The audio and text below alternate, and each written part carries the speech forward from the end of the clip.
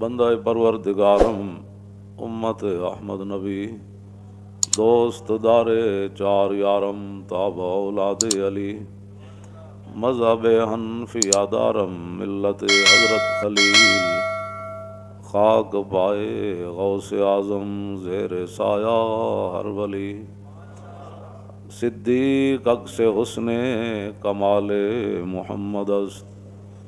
فاروق ذل جاہو جلال محمد است عثمان ضیاء شمع جمال محمد است حیدر بہار باغ خصال محمد است صلی اللہ تعالی علیہ وسلم۔ حضرت امام بوصیری نے نبی علیہ الصلوۃ والسلام کی تشریف آوری پر بھی ایک فصل باندھی، اور حضور جب لامکان پر تشریف لے گئے تو اس کے لیے بھی ایک فصل باندھی قصیدہ بردہ شریف میں، تو وہ صرف میں پڑھتا ہوں برکت کے لیے۔ ویسے تو اعلیٰ حضرت بریلوی نے فرمایا کہ پوچھتے کیا ہو عرش پر یوں گئے مصطفیٰ کہ یوں، اعلیٰ حضرت فرماتے ہیں پوچھتے کیا ہو عرش پر یوں گئے مصطفیٰ کہ یوں، اور کیف کے پر جہاں جلیں کوئی کیا بتائے کہ یوں۔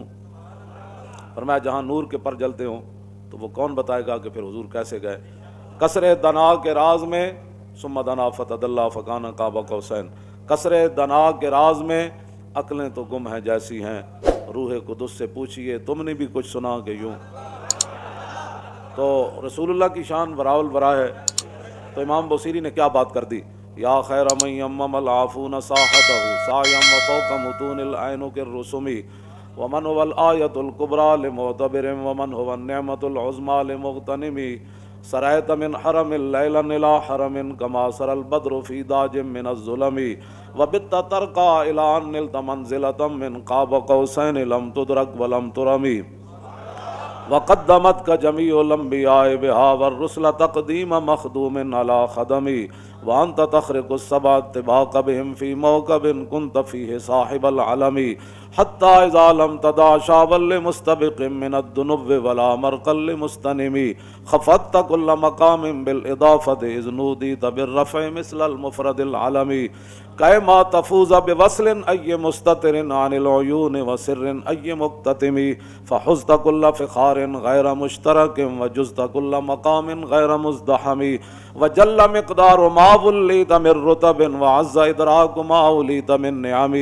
بشرا لنا معشر الاسلام ان لنا من العنایت رکنا غیر منہدم لما دعا اللہ داعینا لطاعته باکرم الرسل کنا اکرم الامم مولاي صل وسلم دائما ابدا۔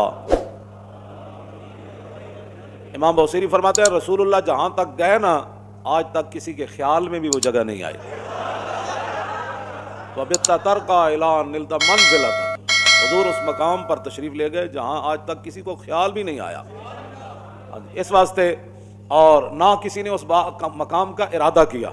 بس اتنی بات ہے۔ بدو گفت سالار بیت الحرام، اے حامل وحی برتر پرام، جو در دوستی مخلصم یافتی عنانم ز صحبت چرات آفتی۔ جب رسول اللہ جو ہے وہ آگے تشریف لے گئے نا تو جبریل کو فرمایا جبریل بدو گفت سالار بیت الحرام، اے حامل وحی برتر پرام، جو در دوستی مخلصم یافتی عنانم ز صحبت چرات آفتی۔ فرمایا تو نے مجھے دوستی میں مخلص نہیں پایا جبریل، جہاں تم کہتے رہے میں جاتا رہا، اب میں کہتا ہوں آگے چلیے۔ اگر یکسر منہ برتر پرم فروغ تجلا بسوزت پرم، بس اتنی بات عرض کی حضور۔ آپ فرماتے ہیں میں آگے چلوں، میں تو ایک بال برابر بھی آگے ہوا تو میں تو جل جاؤں گا، تو پھر حضور کہاں تشریف لے گئے؟ اے مولویاں پھر جھگڑے کتوں کڈے نور بشر دے، ہاں جی نور تو پھر رک گئے، پھر آگے کون گئے؟ اس لیے حضور نے فرمایا کہ میری حقیقت میرے رب کے سوا پھر کوئی نہیں جانتا۔ بس اتنی بات ہے اور کوئی مسئلہ نہیں ہے۔ جتنا بھی کوئی حضور کا مقام مرتبہ بیان کرے گا اپنے خیال کے مطابق، حالانکہ حضور کی شان اس سے آگے ہے۔ داتا صاحب کشف المعجوب میں لکھتے ہیں بات تو یہ ہے احسان مندی کی، فرمایا کہ جس مقام پر رسول اللہ تشریف لے گئے تھے معراج والی رات، اگر گناہگار امت کا خیال نہ ہوتا تو حضور نے واپس نہیں آنا تھا۔ اس واسطے رسول اللہ کی شان وراء الورا ہے، اور ہمارے بزرگوں نے وہ باتیں بیان کی ہیں جو جن کا میں نے ترجمہ بھی ابھی نہیں کیا، تو آپ ویسے سبحان اللہ کر رہے ہیں، اگر ترجمہ ہو جائے حضور کی شان وراء الورا ہے، صرف جہاں بھی بیٹھے ہیں حضور کی شانیں بیان کریں۔ دین کی ترجمانی کے لیے بھی تو اندر کوئی دم خم چاہیے نا، ہاں جی، اس کی ترجمانی کے لیے بھی تو پھر امام احمد رضا ہونا چاہیے نا، یا امام ربانی ہونے چاہیے، ہاں جی، جو قلعہ گوالیار میں بھی جا کر اذان دے دیں، اور جب رسول اللہ کے بارے میں لفظ یتیم آ جائے تو امام احمد رضا کا قلم جو ہے وہ اپنے آپ سے باہر ہو جائے کہ بندے حضور کے بارے میں حضور کو یتیم کہہ دیا تو اعلیٰ حضرت نے فرمایا اس کو پتہ نہیں تھا مولوی کو، اس نے کیا تقریر کی، حضور اقدس قاسم النعم مالک الارض رکاب امم موتی منعم قسم قیم ولی والی علی عالی کاشف القرب رافع الرتب معین کافی حفیظ وافی شفیع شافی عف عافی غفور جمیل عزیز جلیل وہاب غنی کریم عزیز خلیفہ مطلق حضرت رب مالک الناس دیان العرب ولی الفضل جلی الافضال رفیع المثل ممتنع الامثال صلی اللہ تعالی علیہ وسلم۔ توجہ، تو بندہ رسول اللہ کی شان جو بیان کرنی ہے تو پھر اس انداز سے پہلے بندہ علم پڑھے، صرف 4 کتابیں رکھ کے جو 2-4 اجہل سامنے بٹھا گا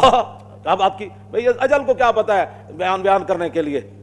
وہ تو ایک مولوی نے بھی اعلیٰ حضرت کے دور کے اندر بیان کر دی کہ رسول اللہ نے حضرت نجاشی کی نماز پڑھی اور کہا کہ اس حدیث سے ثابت ہوتا ہے، اس نے بخاری شریف کی شرح لکھی